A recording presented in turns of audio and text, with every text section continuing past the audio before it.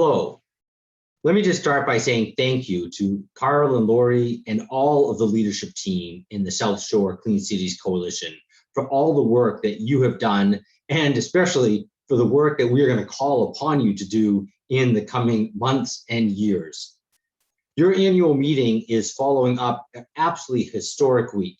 This past week, we saw action on the bipartisan infrastructure deal that will really set a framework for a tremendous amount of movement as we move towards an overall net zero transportation sector. Also, we had an absolutely historic event at the White House. The president, flanked by CEOs of automakers and by the union, all joining hands together and agreeing on a common target to electrify the light duty vehicle segment. The goal of achieving up to 50% electrification by 2030 will be absolutely transformational. And I am absolutely confident that we can get there. Now, it's going to take a lot of work, and that work is going to include all of you, which is really what I'd like to talk to all of you about today. We at the Department of Energy and in the Energy Efficiency and Renewable Energy Group are absolutely motivated to achieve those goals, but we know that we can't do it alone. We know it will take technology and cost reductions to get there, but that alone won't be enough. We know that it will take policy, but that also alone won't be enough. At the end of the day, it will take people engaging with other people, local communities, at the city, at the regional level, at the rural level, and really ultimately for everyday Americans to buy into this overall goal and vision we have of achieving a net zero transportation sector. So let me share a few slides with you, if I can, to help explain a little more of our vision in the context of where that's coming from. Give me just a second here. We'll get this going.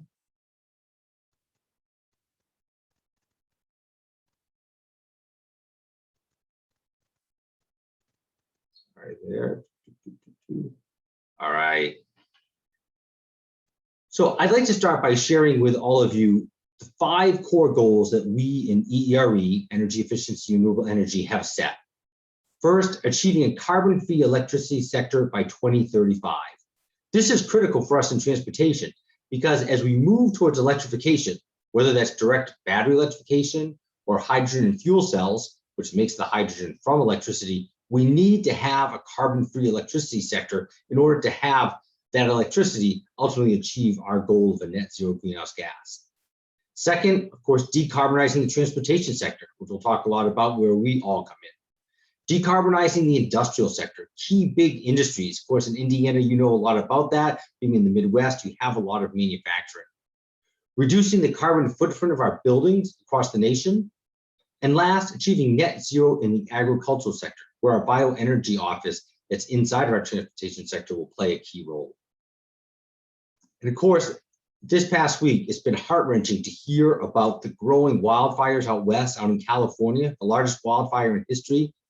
Just to quote the UN Secretary General recently, Antonio Guterres, he said, "Our planet is at a tipping point. Crucial ecosystems and food chains are being pushed to the brink of collapse. We must end our war on nature and nurse it back to health." We are in a climate crisis.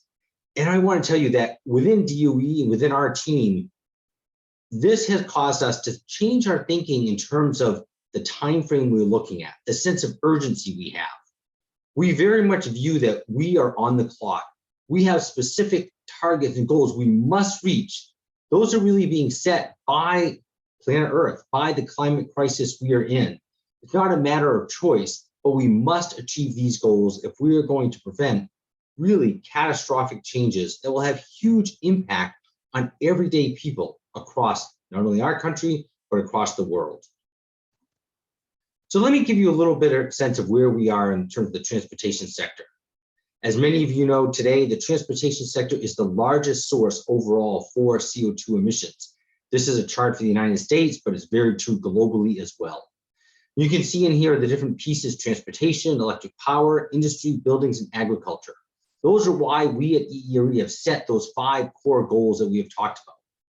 They're not just broad abstract goals. We are putting in place detailed plans to how we will achieve decarbonization in every one of those. including the transportation sector. As you know, transportation accounts for 50% of our energy expenditures, as well as a significant source of local pollutions. So beyond just climate change, it's an economic issue, as well as a fundamental air quality and health issue. The magnitude of change that we're talking about to decarbonize all of transportation, that is something that's going to require that we can't just dictate that. We can't just have a matter of requirements that be there. We are going to actually have to have technology and economics essentially that help bring us there. We're going to have to work closely with industry and with everyday people. We can't achieve this magnitude of change without actually changing the underlying economics of how we get our transportation today. Essentially, we have to have market pull solutions. Also, we must support the demand for increased growth in mobility. As the population grows, there's going to be increased demand for transportation. And we know that today, many communities are already underserved in their mobility options. So we can't just say drive less or order less packages. That's just not realistic. We have to accommodate the growth in mobility and achieve these solutions. As I mentioned earlier, 100% clean electricity is going to be a key part of achieving this overall goal. And achieving that 2050 goal, so I would say 2050 is so far away. But when you think about it, 2050 requires that essentially by 2035, you have to be fully deployed. When you think of the time it takes for the vehicle fleet to turn over, light duty, heavy duty takes even longer. We also are talking about trains, about shipping and planes. By 2035, we have to essentially have achieved new vehicles that can achieve these goals in order to have by 2050, the entire fleet have turned over. Well, we're sitting here in 2021, beginning of 2022 model year for those that are car folks. We really have to get going now if we want to achieve 50% by 2030, which hopefully will enable us then to achieve close to 100% close thereafter. So when we think about what our plan is, how are we going to get there? This pie chart shows how the overall emissions in transportation currently break down. As you can see, most of the emissions are in automobiles, passenger light trucks. That is actually a little over 50%. We know that electrification, whether will be a big way, mostly battery electrification, maybe some plug-in hybrids as well, will be the primary path to be able to achieve net zero emissions in this sector. But we can't rely upon light-duty vehicles and battery electrics alone. There's the remaining 45, 47% of the total transportation sector that we must also decarbonize. That's where hydrogen and biofuels will play critical roles, we believe, as well. As you move around that pie chart and you look at medium duty and then heavy duty trucks and freight, battery electrics will play a role, but hydrogen, we believe, will be critically important for those long haul and heavy duty trucks. We can't forget off-road vehicles, farming and construction. That makes up close to 10% of overall emissions. That's a very large piece overall. That's going to require a range of different solutions to achieve net zero. We're focused also on aviation, marine, and rail. We have major efforts going on to use biofuels called sustainable aviation fuels in the case of aviation to achieve net zero in the aviation sector.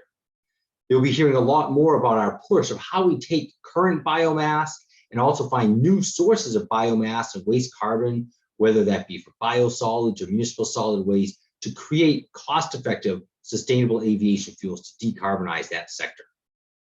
We're focused on solutions that can be incrementally deployed, meaning that we can start deploying now and don't have to wait for the total solution to be there.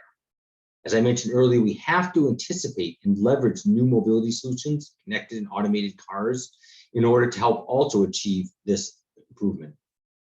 And one quick comment, a lot of people ask me, well, what about the source of where this electricity comes from, or how the hydrogen is made, or the fertilizers used in biofuels? In all of the things that we look at, and I think that we all look at, we have to have a full life cycle view. We have to look at life cycle emissions from the earliest stages all the way through the end, including the waste after a vehicle is over, to measure the emissions across that whole life cycle. That's what we currently do, and we're putting together our strategies. We're looking at all of those pieces. So let me touch on one other key point here. And this really gets to where all of you will play a critical role. If we're going to achieve overall net zero emissions in the transportation sector, Before we can actually get to getting net zero on greenhouse gas, I firmly believe that there's several other things that we have to put first. The first thing is we have to focus on meeting everyone's needs in transportation. There's really two parts to that. Our transportation has to meet people's needs in terms of the getting people to work, getting their daycares, hospitals, healthcare, as well as getting our packages delivered. Fundamentally, the transportation has to work, it has to be efficient, it has to be something that meets people's times, and it has to be cost effective. So we can't lose sight of that. But it has to do that for everyone. In transportation, we unfortunately have a long history of not really meeting all people's needs. There's many groups in society, many underserved when it comes to transportation, whether that means that they don't have good transportation options, or it costs too much, or even highways that have separated off entire neighborhoods. So we have to be very thoughtful about meeting everyone's needs when we talk about this dramatic change in the transportation sector. We have to make sure that it's affordable. If it's not affordable, it's not going to work. Transportation is already the second highest expense after housing itself for most American households. So we have to think about affordable solutions. And we have to think about the environment, not just from a greenhouse gas perspective, but we have to think about the local air quality impact.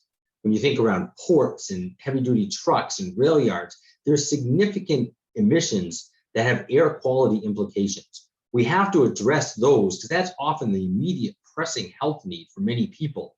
We can't ignore that on our way to addressing greenhouse gas emissions. So when you think about that, this is the last point I really, really want all of you to take home. We need the Clean Cities coalitions to achieve this vision of net zero. In EERE, whether it be the transportation offices, the vehicles, or hydrogen fuel cells, or bioenergy, our buildings office, our manufacturing group, or the group focusing on renewable power in terms of wind and solar and hydro, all of us are very much focused on these four key issues: environmental justice and equity, diversity and STEM, workforce development, and state and local partnerships. When we think about all the things we do, whether it be decarbonizing transportation or delivering renewable power or working energy efficiency in our buildings, we know that if we don't address and incorporate these fundamental items that are very important for all of society, we won't be successful. So when I think about the Clean Cities coalitions in particular, we think about how do we deploy our technology, but do so in a way that addresses historic environmental injustices, that addresses those communities that have been overburdened environmentally currently. When we think about how do we improve diversity in the things we are doing, how do we improve workforce as we have this transition happening? We have people transitioning from historic energy industries to new energy industries. How do we train those folks? How do we allow them to match up to new jobs? And most importantly, how do we work with local communities, whether it be rural or urban, with state governments, to take the technology that we're developing at a national level, but deploy it at a local and state level? All four of these areas are areas where I believe that the Clean Cities coalitions can be absolutely critical and help us succeed in implementing these items. So look forward in the coming months and in the next year that we will be coming out to you to work with you to help both first ask, but also share with you our thoughts about how we can achieve these goals, as well as our overall net zero transportation greenhouse gas goal. Thank you all very much for taking the time today. I probably run a little bit over my time, but hopefully you'll forgive me. I'm passionate, as you can tell, about these topics. Hopefully next year we'll be able to be there in person. Thank you all and take care. Bye-bye.